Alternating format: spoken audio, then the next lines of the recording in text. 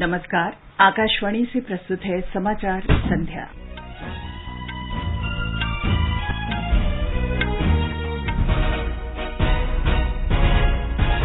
प्रधानमंत्री नरेंद्र मोदी ने स्वच्छ भारत मिशन शहरी और शहरों के बदलाव के लिए अटल मिशन अमृत के दूसरे चरण का शुभारंभ किया।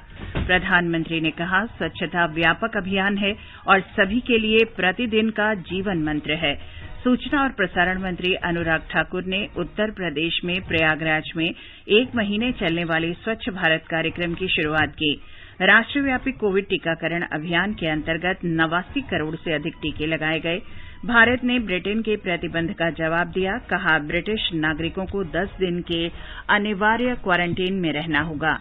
उपराष्ट्रपति एम वेंकैया नायडू ने युवा स्टार्टअप से वृद्धजनों की समस्याओं के हल के लिए समाधान ढूंढने का आग्रह किया।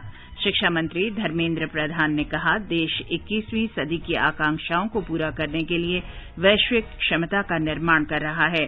सरकार ने कहा, पंजाब और हरियाणा में न्यूनतम समर्थन मूल्य पर 11 अक्टूबर से धान की खरीद शुरू की जाएगी। भारत और अमेरिका रक्षा औद्योगिक सुरक्षा में संयुक्त कार्यदल गठित करेगा और आईपीएल क्रिकेट में दुबई में कोलकाता नाइट राइडर्स के साथ मैच में पंजाब किंग्स टॉस जीतकर पहले गेंदबाजी कर रहा है।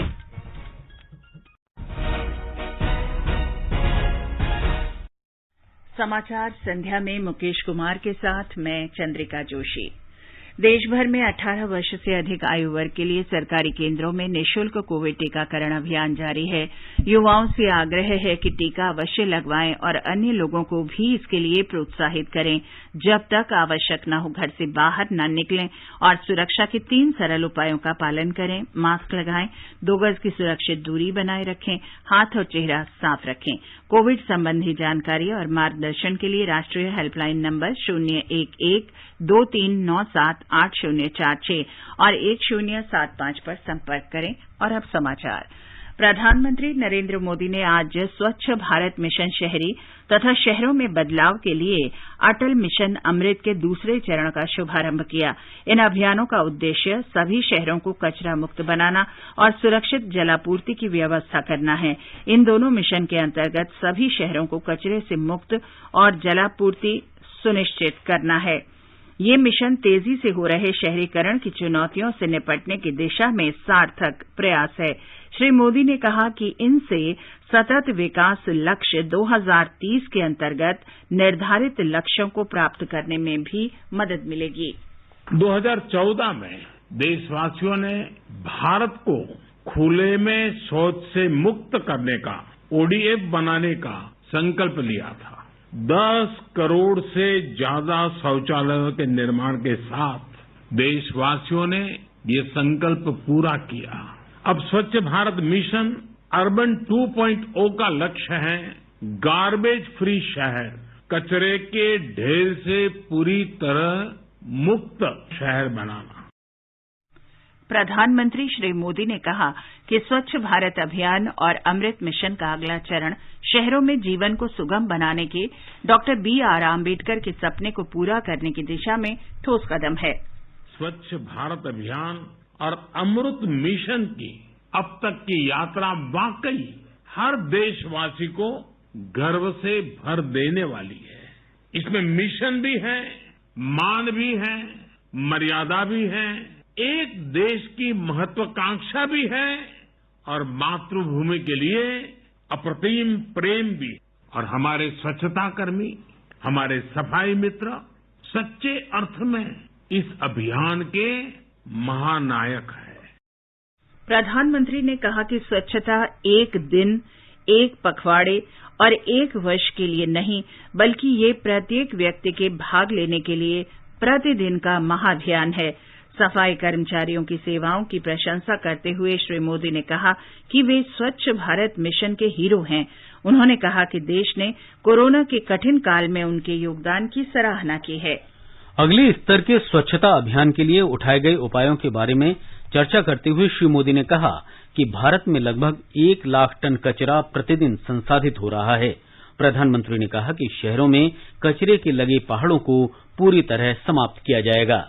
देश ने हर शहर में 100% वेस्ट सेग्रीगेशन के साथ साथ इससे जुड़ी आधुनिक मटेरियल रिकवरी फैसिलिटीज बनाने का लक्ष्य तय किया है। इन आधुनिक फैसिलिटीज में कूड़े कचरे को छांटा जाएगा, रिसाइकिल हो पाने वाली चीजों को प्रोसेस किया जाएगा, अलग किया जाएगा। इसके साथ ही शहरों में बने कूड़े के पहाड़ों को प्रोसेस करके पूरी तरह समाप्त किया जाएगा। प्रधानमंत्री ने 100% शहरी परिवारों के लिए नल से जल के कनेक्शन और सीवर लाइन प्रदान करना सुनिश्चित करने की जरूरत पर बल दिया। उन्होंने कहा कि देश में मल जल को उपचारित करने का स्तर बढ़ने से नदियों को स्वच्छ बनाने में मदद मिलेगी। रेहड़ी पटरी वालों के लिए आत्मनिर्भर भारत निधि योजना पीएम स्वनिधि योजना का उल्लेख करते हुए श्री मोदी ने कहा कि ये योजना रेहड़ी पटरी वालों के लिए उम्मीद की नई किरण बनकर सामने आई है। रेहड़ी पटरी वाले, ठेला चलाने वाले, इन लोगों के लिए पीएम स्वनिधि योजना एक आशा की नई किरण बनकर आई है। आज देश के 46 लाख से ज्यादा रेहड़ी पटरी वाले भाई बहन इस योजना का लाभ उठाने के लिए आगे आए हैं। 25 लाख लोगों को करीब 2,500 करोड़ रुपए दिए भी जा चुके। ये अब डिजिटल ट्रांजैक्शन कर रहे हैं और बैंकों से जो कर्ज लिया है वो भी चुका रहे हैं। जो स्ट्रीट वेंडर्स समय पर लोन चुकाते हैं उन्हें ब्याज में छूट भी दी जाती है। इस अवसर पर आवास और शहरी कार्य मंत्री हरदीप सिंह पुरी ने कहा कि अब हमारा लक्ष्य कूड़ा मुक्त भारत का है। स्वच्छ भारत मिशन में हमने सफलता इसलिए नहीं पाई कि हमने शहरी क्षेत्र में 73 लाख शौचालय बना दिए या वेस्ट प्रोसेसिंग कैपेसिटी को हम 70% तक ले आए या 3,300 से अधिक शहर ODF प्लस हो गए हैं। सफलता तो हमने इसलिए पाई कि आपने ये सरकारी प्रोग्राम को एक जन आंदोलन में बदल दिया है। आजादी के इस 75वें वर्ष में भारत स्वच्छ भारत मिशन 2.0 स्वच्छता की अपनी अगली यात्रा के लिए तैयार है। अब हमारा लक्ष्य ODF से गार्बेज फ्री इंडिया का है। सूचना और प्रसारण मंत्री अनुराग सिंह ठाकुर ने आजादी का अमृत महोत्सव के अंतर्गत उत्तर प्रदेश के प्रयागराज में आज मोतीलाल नेहरू राष्ट्रीय प्रौद्योगिकी संस्थान से 1 महीने के स्वच्छ भारत कार्यक्रम का शुभारंभ किया। इस अभियान का उद्देश्य देश भर में स्वच्छता पर जागरूकता पैदा करना, लोगों को इसके लिए प्रेरित करना और मुख्य रूप से सिंगल यूज प्लास्टिक कचरे की सफाई में सहयोग देना है। श्री ठाकुर ने कहा कि युवाओं में देश में परिवर्तन लाने की क्षमता है। जब आप जैसे नौजवान जागरूक होंगे, देश नहीं दुनिया के कोने कोने तक आप अपनी आवाज पहुंचा सकते हो। मुझे पूर्ण विश्वास है स्वच्छता अभियान में भी आप देश में पीछे नहीं रहोगे। 31 अक्टूबर तक पूरे हिंदुस्तान के हर जिला में, हर गांव में, हर पंचायत में अभियान चलेगा। हर रोज आंकलन होगा किस पंचायत के किस गांव में सबसे बड़ा स्वच्छता अभियान किया है। तो मैं अपने युवा साथियों से पूछना चाहता हूं, क्या देश में नंबर 1 आने के लिए तैयार हो? तो बोले भारत माता की। श्री अनुराग ठाकुर ने भाजपा कार्यकर्ताओं और पदाधिकारियों की बैठक में भी भाग लिया। उन्होंने संगम पर गंगा आरती में भी भाग लिया। राष्ट्रव्यापी टीकाकरण अभियान के अंतर्गत अब तक 89 करोड़ 2 लाख से अधिक टीके लगाए जा चुके हैं। स्वास्थ्य मंत्रालय ने बताया कि कल 64,40,000 से अधिक टीके लगाए गए। 26,000 से अधिक लोगों में कोरोना संक्रमण की पुष्टि हुई। उपचार करा रहे लोगों की संख्या घटकर 2,75,224 हो गई है। ये पिछले 196 दिन में सबसे कम है। स्वस्थ होने की दर 97.86% है। कल 28,000 से अधिक लोग संक्रमण मुक्त हुए। अब तक देश में 3 करोड़ 30 लाख से अधिक लोग स्वस्थ हो चुके हैं। अब तक 57 करोड़ से अधिक कोविड परीक्षण कराए जा चुके हैं। कल 15,20,000 परीक्षण किए गए। भारत ने कहा है कि ब्रिटेन के नागरिकों को अनिवार्य रूप से क्वारंटीन में रहना होगा। इससे पहले ब्रिटेन द्वारा नए यात्रा नियम घोषित किए जाने के बाद भारत ने अब ये कदम उठाया है। ब्रिटेन के नए नियमों के अनुसार ब्रिटेन पहुंचने वाले भारतीय यात्रियों को जिन्होंने कोविशील्ड की दोनों खुराक ली हैं, उनका टीकाकरण नहीं माना जाएगा। सूत्रों के अनुसार भारत के नियम 4 अक्टूबर से प्रभावी होंगे और ब्रिटेन से भारत आने वाले सभी ब्रिटिश नागरिकों पर लागू होंगे।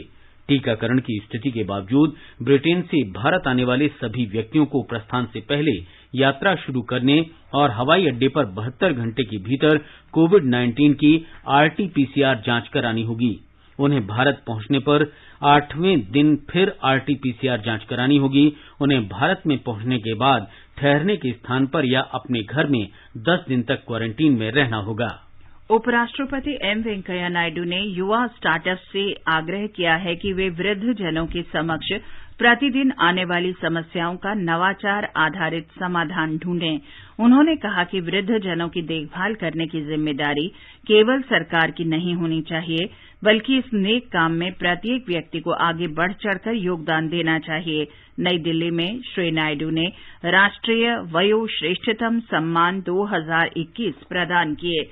उपराष्ट्रपति ने वरिष्ठ नागरिकों और निजी क्षेत्र के रोजगार प्रदाताओं के साथ जोड़ने के लिए एक नए पोर्टल की शुरुआत की।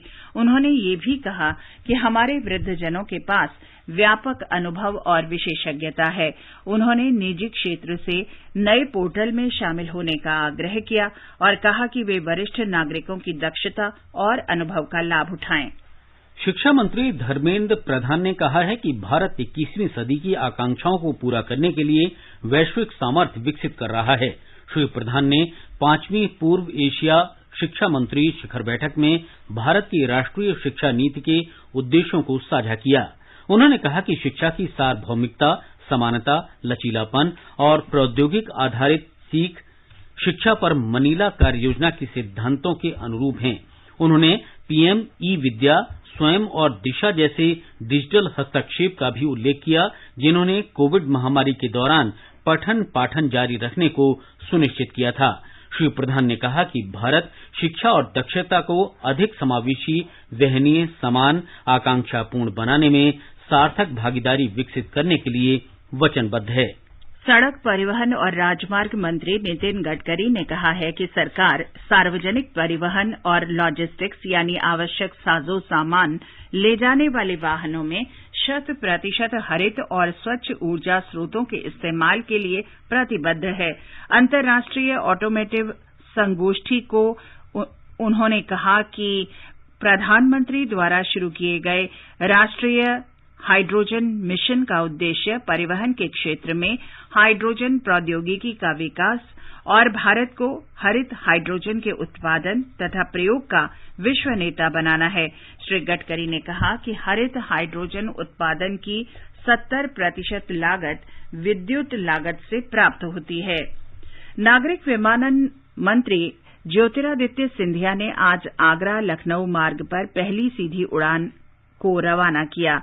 श्री सिंधिया ने कहा कि उत्तर प्रदेश के ये दोनों शहर पूरे विश्व के लिए महत्वपूर्ण हैं। उन्होंने आने वाले दिनों में कानपुर और लखनऊ से भी और उड़ानें शुरू करने की घोषणा की। ये समाचार हमारी वेबसाइट newsonair.com/hindi और हमारे mobile app news on AIR पर भी उपलब्ध हैं।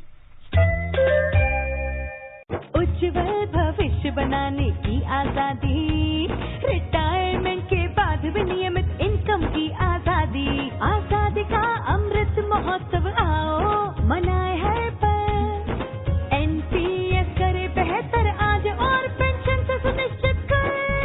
1 अक्टूबर को पूरा देश मना रहा है एनपीएस दिवस। अधिक जानकारी के लिए अपनी बैंक शाखा जाएं या pfrda.org.in पर विजिट करें या 1800-110-708 पर कॉल करें। समाचार संध्या में आपका फिर स्वागत है। आगे बढ़ने से पहले मुख्य समाचारों पर एक नजर। प्रधानमंत्री नरेंद्र मोदी ने स्वच्छ भारत मिशन शहरी और शहरों के बदलाव के लिए अटल मिशन अमृत के दूसरे चरण का शुभारंभ किया। प्रधानमंत्री ने कहा, स्वच्छता व्यापक अभियान है और सभी के लिए प्रतिदिन का जीवन मंत्र है। सूचना और प्रसारण मंत्री अनुराग ठाकुर ने उत्तर प्रदेश के प्रयागराज में 1 महीने चलने वाले स्वच्छ भारत कार्यक्रम की शुरुआत की। राष्ट्रव्यापी कोविड टीकाकरण अभियान के तहत 89 करोड़ से अधिक टीके लगाए गए। भारत ने ब्रिटेन के प्रतिबंध का जवाब दिया, कहा ब्रिटिश नागरिकों को 10 दिन के अनिवार्य क्वारंटीन में रहना होगा। उपराष्ट्रपति एम वेंकैया नायडू ने युवा स्टार्टअप्स से वृद्धजनों की समस्याओं का समाधान ढूंढने का आग्रह किया। शिक्षा मंत्री धर्मेंद्र प्रधान ने कहा, देश 21वीं सदी की आकांक्षाओं को पूरा करने के लिए वैश्विक क्षमता का निर्माण कर रहा है। सरकार ने कहा, पंजाब और हरियाणा में न्यूनतम समर्थन मूल्य पर 11 अक्टूबर से धान की खरीद शुरू की जाएगी। भारत और अमेरिका रक्षा औद्योगिक सुरक्षा में संयुक्त कार्यदल गठित करेगा और आईपीएल क्रिकेट में दुबई में कोलकाता नाइट राइडर्स के साथ मैच में पंजाब किंग्स टॉस जीतकर पहले गेंदबाजी कर रहा है। चलो मिलकर एक शुरुआत करें, चलो एक फैसला आज करें, मास्क नहीं तो टोकेंगे, कोरोना को रोकेंगे, चलो एक इरादा करते हैं, चलो कुछ वादा करते हैं, मास्क नहीं तो टोकेंगे, कोरोना को रोकेंगे। समाचार संध्या में आपका फिर स्वागत है। केंद्र सरकार ने निर्णय लिया है कि पंजाब और हरियाणा में इस महीने की 11 तारीख से न्यूनतम समर्थन मूल्य पर धान की खरीद की जाएगी। उपभोक्ता मामलों, खाद्य और सार्वजनिक वितरण मंत्रालय ने सभी एजेंसियों से इसके लिए तैयार रहने को कहा है ताकि किसानों को इसका लाभ मिल सके। मंत्रालय ने कहा कि इस वर्ष सितंबर के दूसरे पखवाड़े के दौरान पंजाब और हरियाणा में अत्यधिक वर्षा हुई है।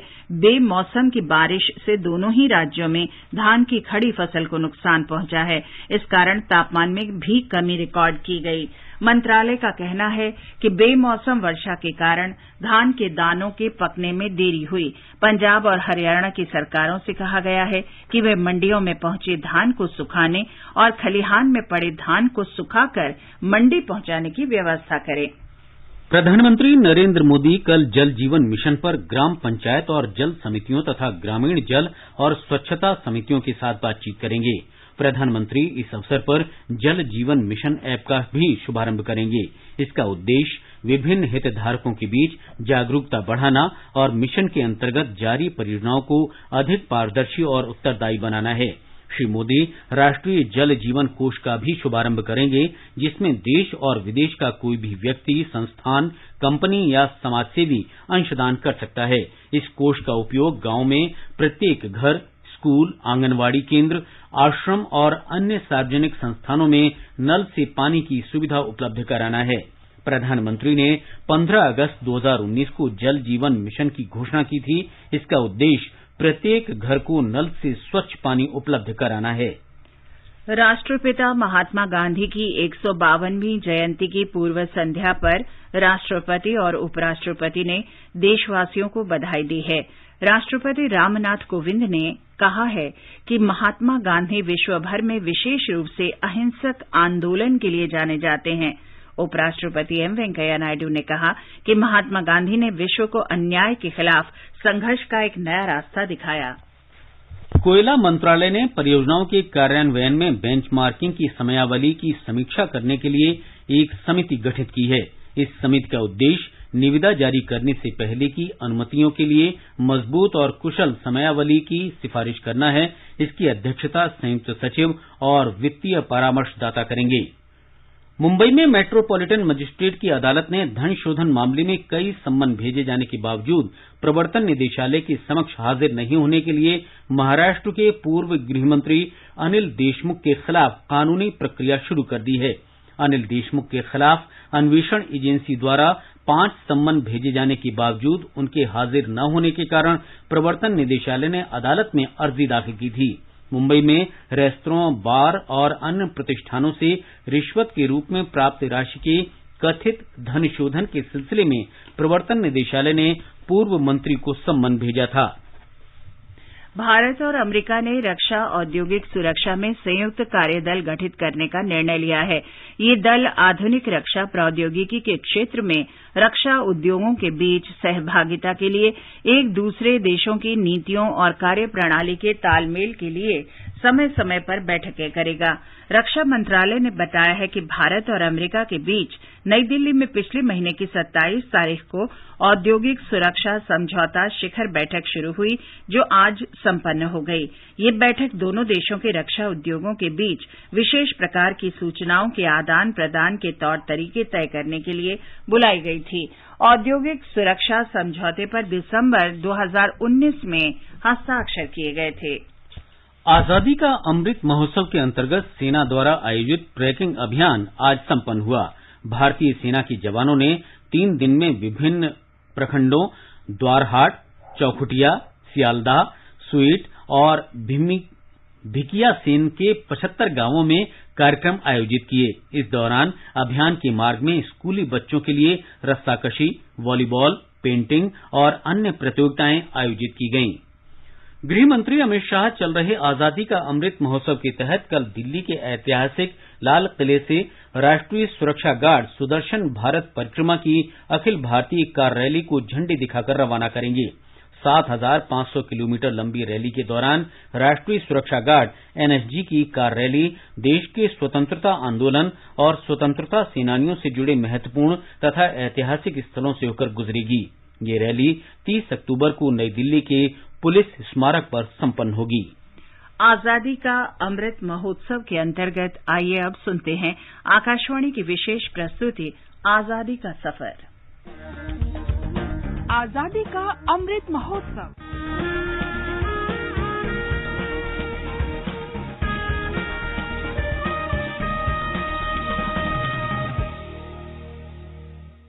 आजादी का सफर आकाशवाणी के साथ। भारत का गौरवशाली स्वतंत्रता संग्राम आधुनिक विश्व के महानतम संघर्षों में से एक है। आकाशवाणी समाचार आपके लिए प्रतिदिन इस संग्राम की एक झलक लेकर आता है। एक महान समाज सुधारक और भारतीय स्वतंत्रता आंदोलन के सबसे प्रतिष्ठित प्रतिनिधियों में से एक एनी बेसेंट का जन्म 1 अक्टूबर 1847 को लंदन में हुआ था। वो तत्कालीन सांसद चार्ल्स ब्रैडलॉ के नेतृत्व में स्वतंत्र विचार और कट्टरपंथी आंदोलनों में शामिल थीं। एनी बेसेंट श्रमिक संघ, राष्ट्रीय शिक्षा, महिलाओं को मतदान का अधिकार और जन्म नियंत्रण जैसे अग्रणी विचारों की पक्षधर थीं। 1889 में एनी बेसेंट थियोसॉफिकल सोसाइटी में शामिल हुई, जो कर्म और पुनर्जन्म के हिंदू विचारों पर आधारित एक धार्मिक आंदोलन था। उन्होंने 1893 में शिकागो में विश्व धर्म संसद में थियोसॉफिकल सोसाइटी का प्रतिनिधित्व किया। नम नमा वसंत देवी जगत वंदिते प्रज्वलिते ज्ञान ज्योति सकल जनहिते नम नमा वसंत देवी जगत वंदिते। एनी बेसेंट 1893 में भारत आईं और उन्हें यहाँ की मिट्टी से प्यार हो गया। वे महिलाओं की स्वतंत्रता, शिक्षा और विशेष रूप से उनके भारतीय स्वतंत्रता संग्राम में भाग लेने के पक्ष में खड़ी थीं। महात्मा गांधी ने एक बार एनी बेसेंट के बारे में कहा था, उन्होंने भारतीय लोगों को गहरी नींद से जगाया है। उन्होंने लोकमान्य तिलक के साथ 1916 में होम रूल लीग की सह स्थापना की, जिसका उद्देश्य भारत में लोकतंत्र और साम्राज्य के भीतर प्रभुत्व के लिए अभियान चलाना था। जून 1917 में ब्रिटिश साम्राज्य ने एनी बेसेंट को जब गिरफ्तार किया तो कांग्रेस और मुस्लिम लीग दोनों ने इसका कड़ा विरोध किया। सितंबर 1917 में जब बेसेंट को रिहा किया गया तो देश भर से लोगों की भीड़ ने उनका स्वागत किया। बाद में दिसंबर 1917 में उन्हें भारतीय राष्ट्रीय कांग्रेस की पहली महिला अध्यक्ष के रूप में चुना गया। एनी बेसेंट ने 1916 में दरभंगा के महाराजा रामेश्वर सिंह, बनारस के महाराजा प्रभु नारायण सिंह, मदन मोहन मालवीय और सुंदरलाल की सहायता से बनारस हिंदू विश्वविद्यालय की स्थापना की। बाद में उन्होंने 1922 में हैदराबाद राष्ट्रीय कॉलेजिएट बोर्ड भारत की स्थापना में भी सहायता की। 20 सितंबर 1933 को चेन्नई में एनी बेसेंट का निधन हो गया। रघुपति वेंकटरत्नम नायडू का जन्म 1 अक्टूबर 1862 को आंध्र प्रदेश के मछलीपट्टनम में हुआ था। उनके पिता रघुपति अप्पाया नायडू सेना में सूबेदार थे और वे चंद्रपुर में रहते थे। इससे रघुपति वेंकट रत्नम को हिंदी, उर्दू और फारसी भाषाओं का ज्ञान प्राप्त करने में मदद मिली। उन्होंने मद्रास क्रिश्चियन कॉलेज से स्नातक किया। उन्होंने मद्रास विश्वविद्यालय से एमए और एलटी पूरा करने के लिए आगे की शिक्षा जारी रखी। रघुपति वेंकट रत्नम ने लोगों को ईमानदार नागरिक के रूप में प्रशिक्षित करने के लिए 1891 में सामाजिक शुद्धता संघ की स्थापना की। उन्होंने छुआछात के उन्मूलन और अनुसूचित जातियों के उत्थान के लिए काम किया और उनके लिए एक अनाथालय तथा एक छात्रावास की स्थापना की। रघुपति वेंकट रत्नम ने आंध्र में देवदासी प्रथा के उन्मूलन के लिए प्रयास किए और काफी हद तक इसमें सफल भी हुए। रघुपति वेंकट रत्नम ने विधवा पुनर्विवाह को बढ़ावा दिया और महिला शिक्षा को प्रोत्साहित किया। उन्होंने आंध्र में ब्रह्म समाज आंदोलन को आगे बढ़ाया। इन सभी सामाजिक सुधारों के कारण उन्हें वीर सलिंगम पंथुलु के बाद आंध्र के दूसरे महान समाज सुधारक के रूप में जाना जाता है। रघुपति वेंकट रत्नम ने 26 मई 1939 को अंतिम सांस ली। आज ही के दिन हृदयनाथ कुंजरू का जन्म वर्ष 1887 में हुआ था। वो एक भारतीय स्वतंत्रता सेनानी और जानी मानी हस्ती थे। हृदयनाथ लगभग 4 दशक तक प्रांतीय और केंद्रीय स्तर पर विभिन्न विधायी निकायों में सेवारत एक अनुभवी सांसद भी थे। वे भारत की संविधान सभा के सदस्य रहे। उनकी अंतर्राष्ट्रीय मामलों में भी गहरी दिलचस्पी थी। Hridaynath Indian Council of World Affairs और Indian School of International Studies के सह संस्थापक भी थे। हृदयनाथ कुंजरू ने 3 अप्रैल 1978 को अंतिम सांस ली।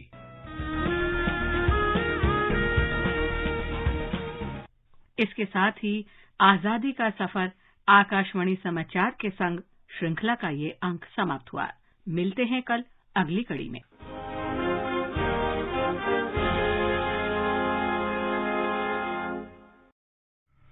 दोहा में एशियाई टेबल टेनिस चैंपियनशिप में भारतीय पुरुष टीम ने कांस्य पदक अपने नाम किया। सेमीफाइनल में दक्षिण कोरिया ने भारत को 3-0 से हराया। 45 साल बाद भारत ने एशियाई चैंपियनशिप में कांस्य पदक जीतने में सफलता पाई है। निशानेबाज मनु भाकर ने पेरू में विश्व जूनियर चैंपियनशिप की 10 मीटर एयर पिस्टल स्पर्धा में स्वर्ण और ईशा सिंह ने रजत पदक जीता है। स्कीट स्पर्धा में गनीमत सेखों ने रजत पदक हासिल किया। रुद्रांश बालासाहेब पाटिल ने पुरुषों की 10 मीटर एयर राइफल स्पर्धा में रजत पदक जीता।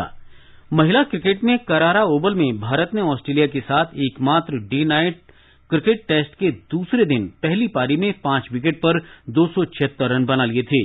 स्मृति मंधाना ने शानदार शतक लगाते हुए 127 रन की पारी खेली। ऑस्ट्रेलिया में टेस्ट मैच में शतक लगाने वाली स्मृति पहली भारतीय महिला क्रिकेटर बन गई हैं।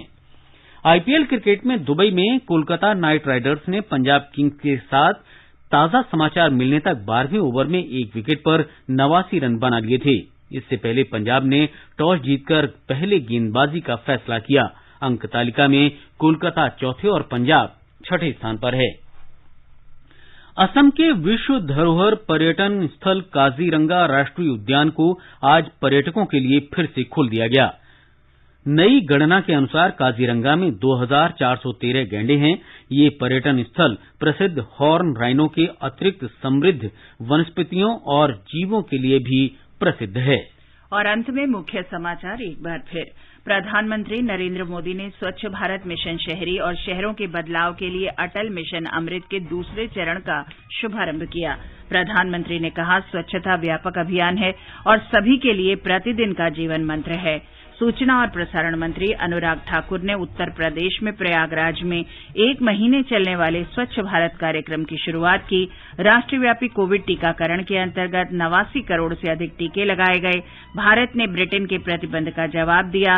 कहा, ब्रिटिश नागरिकों को 10 दिन के अनिवार्य क्वारंटीन में रहना होगा। उपराष्ट्रपति एम वेंकैया नायडू ने युवा स्टार्टअप से वृद्धजनों की समस्याओं के हल के लिए समाधान ढूंढने का आग्रह किया। शिक्षा मंत्री धर्मेंद्र प्रधान ने कहा कि देश 21वीं सदी की आकांक्षाओं को पूरा करने के लिए वैश्विक क्षमता का निर्माण कर रहा है। सरकार ने कहा, पंजाब और हरियाणा में न्यूनतम समर्थन मूल्य पर 11 अक्टूबर से धान की खरीद शुरू की जाएगी।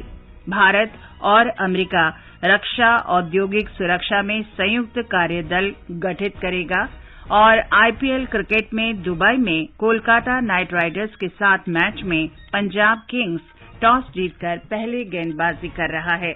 इसके साथ ही समाचार संध्या का ये अंक समाप्त हुआ। नमस्कार।